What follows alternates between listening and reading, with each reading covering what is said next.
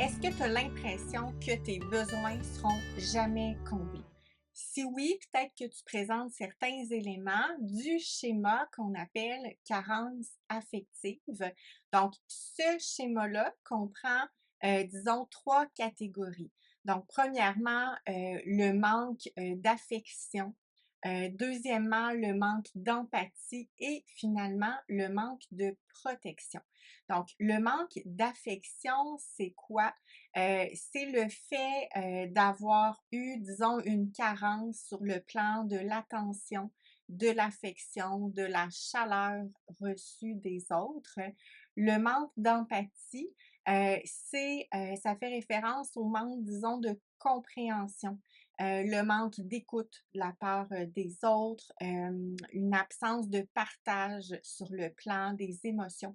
Et finalement, la carence de protection fait référence, au fait d'avoir manqué de conseils, d'avoir, pas eu, disons, de guide, donc d'avoir manqué d'orientation de la part, des autres. Donc, je te donne, 4 conseils si tu te retrouves dans ce schéma carence affective.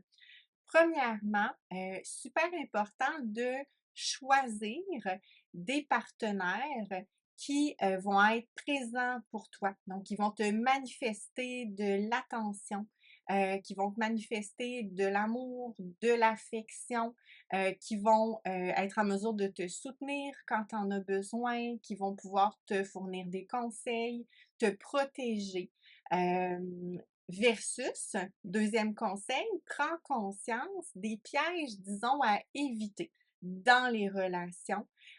Donc, par exemple, idéalement, d'éviter quelqu'un qui ne t'écouterait pas, qui serait pas souvent disponible, qui serait donc pas en mesure de te soutenir quand tu en as besoin. Une personne qui est plutôt froide, plutôt distante, qui va manifester peu d'affection.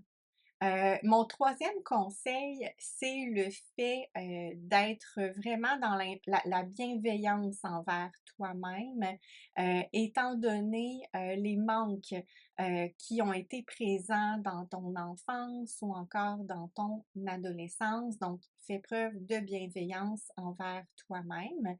Et finalement, quatrième conseil, si jamais tu trouves quelqu'un, un partenaire qui est présent, qui est disponible, qui te manifeste de l'affection, de l'attention, etc., essaie de prendre conscience de tes besoins et de tes émotions et de les exprimer. Donc, essaie de, du moins tente de te présenter vulnérable avec cette personne-là et fais attention à ne pas trop l'accuser, de ne pas t'aimer suffisamment, un comportement qui peut être présent chez les gens qui ont ce schéma-là.